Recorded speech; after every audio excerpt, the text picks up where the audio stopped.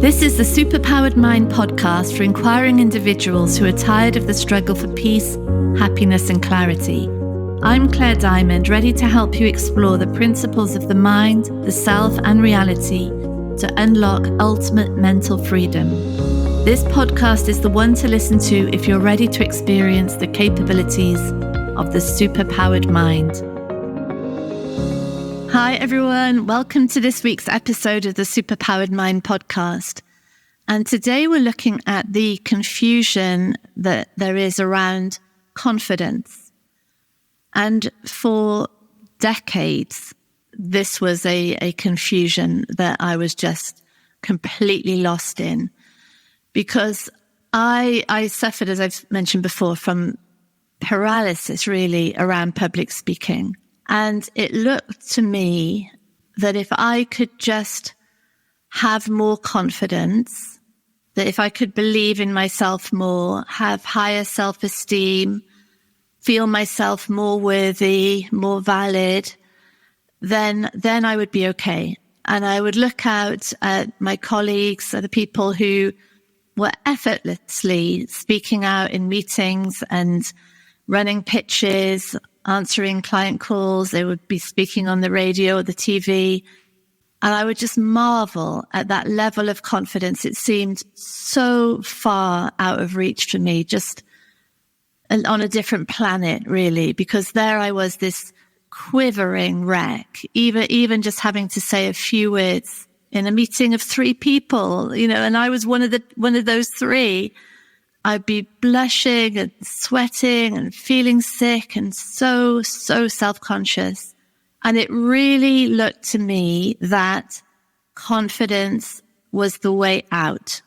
So I read books on confidence. I went to courses on confidence, and none of it worked. None of it. And the reason it didn't work is because the understanding around confidence, what it really is, and what effect it has really, is completely misunderstood when the person who is trying to be more confident is trying to use it as a way to bolster the self and to control the emotional experience, and also as well to change the way that other people see us.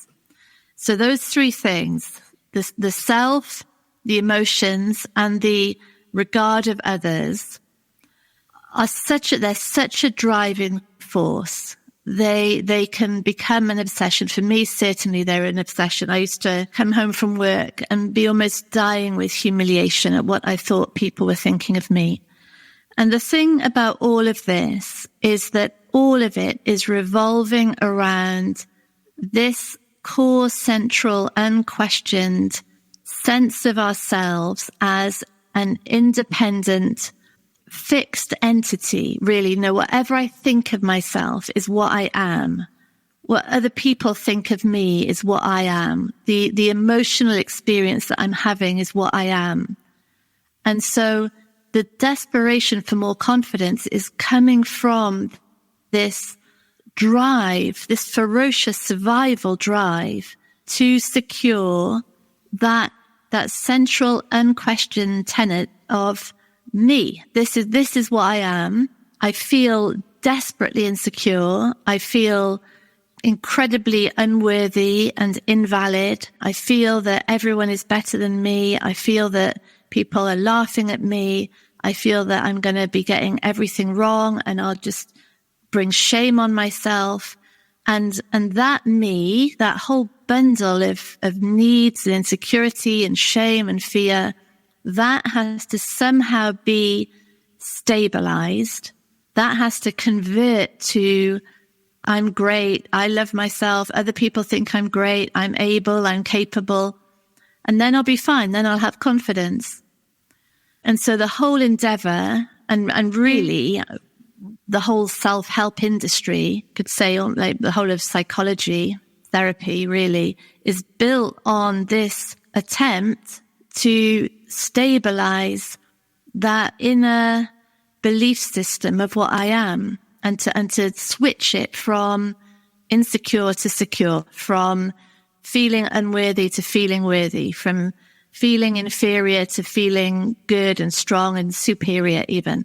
That whole thing is such a misunderstanding that really we could easily attribute the entirety of the mental health crisis to that single confusion. Because the more attention and focus and resources and energy, conversations, endeavors are put into trying to stabilize that insecure belief system, the more insecure it becomes. Because the focus is entirely on that.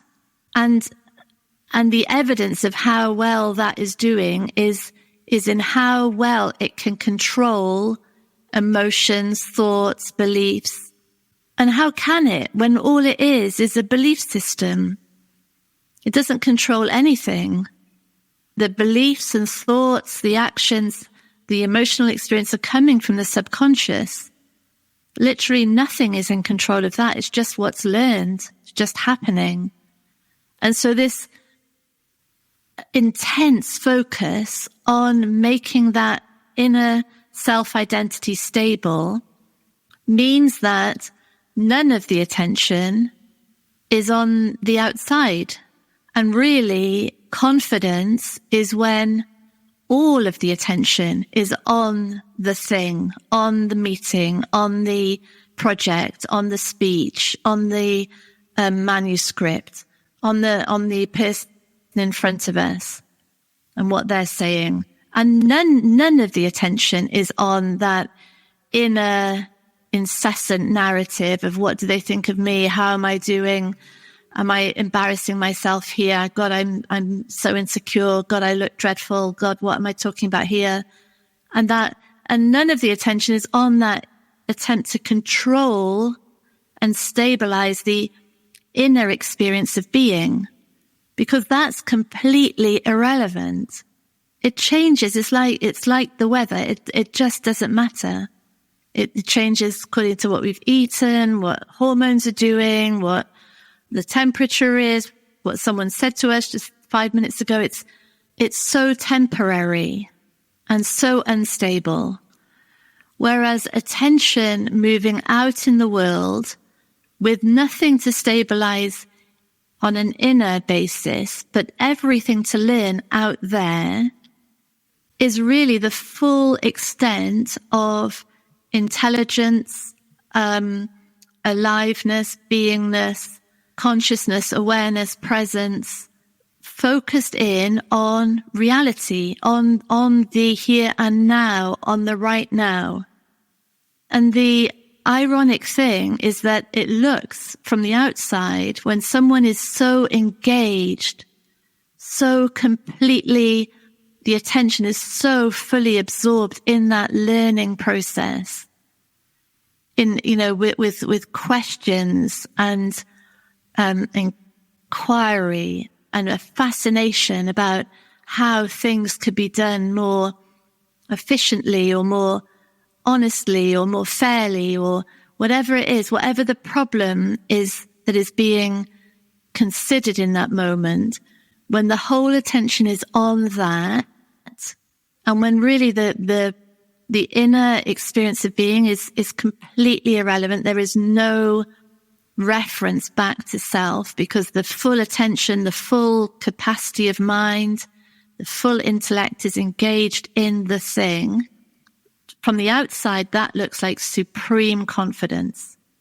And it looks like that, wow, that person must have such incredible self-esteem to have that, that level of poise or articulation or presence of mind or ability to move into areas where there's likely to be huge disagreement or confrontation or pushback. It looks like the self-identity is really major in that person, but it's the complete opposite.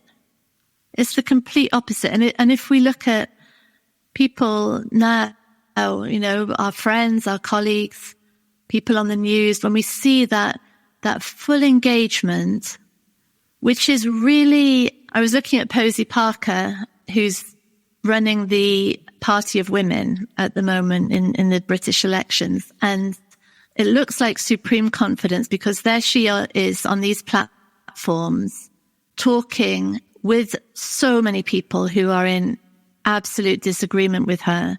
And yet the interest and authenticity and obsession, really, we could say, with the point that she is making, the total belief around what she is saying, is everything. It's irrelevant what the inner experience is, when the drive for change, when that sense of unfairness to be righted is so powerful that it sways everybody. It's magnetic to look at, and it's nothing to do with a self that is being focused on in that moment. It's nothing to do with a building up my feeling of being worthy, my feeling of being valid.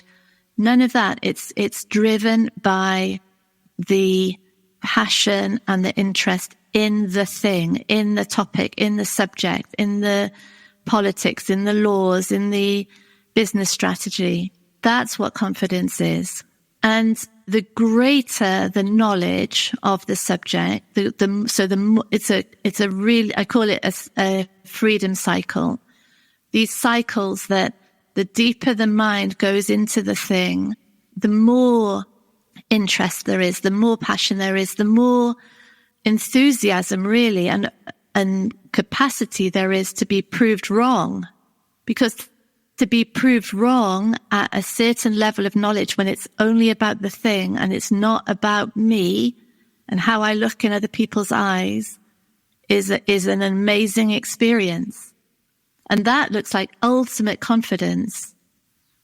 But it's really because this sense of self, this sense of me as separate, has gone out of the window, and the entire mind is engaged at such a high level in the world, in the topic, that having a hypothesis proved wrong, or being shown a different way, or a whole new area opening up, or a new idea, or something that, on the surface looks like I'm not right, but awesome, truly awesome for the mind that is only in that moment caring about what is true. And this is a mind that is in full analysis and creative mode, completely sane, really. Because the insanity is revealed along the way, when at the very initial stages, when there is disagreement, or there's indifference, or there's rejection, and it's crucifying. It's terrible, because it's like a thud in the heart, because it was never about the topic. It was only about me. It's about me. And if someone is disrespecting what I'm saying, it's like death. Because this whole conversation, this thing is only a vehicle for the identity to try to stabilize itself. These moments where there's rejection or indifference, contradiction, they're drawing up to the surface and saying, oh, look, this actually isn't about the topic here. You don't care about the topic. This is about trying to stabilize the ego. And that the attempt to stabilize the ego, like I said at the beginning, is a completely vicious circle that just gets worse and worse. There's no escape from it. It just goes spiraling down, dragging more and more resources along in its wake, because it's a never-ending mission. It will never be stabilized, because it's made of thought. It's made of belief. The whole concept of what we are is made of belief. And so these confrontations along the way are exposing that confusion. On the surface, this is about the topic, but really underneath, it's about somehow through this topic, I'm going to be stabilized. And these moments of exposure are saying that's never going to happen. It's never going to happen. So either the topic gets given up, the job gets abandoned, the project gets shelved, or the attention continues to move into that area because it actually starts to become quite exciting then. These moments in which there is the stress of an identity under challenge are really exciting because they are revealing the residues of insanity in the mind, in the belief system. So the attention starts to move deeper and deeper into the subject. The protection of the identity gets less and less. And in that process, there is more and more alignment to truth. There is more and more sanity. There is more compassion and love and presence, peace available, because that whole sense of separation is being exposed for what it is, an unfulfillable quest. And so, like we talked about last week, this impersonal purpose starts to emerge.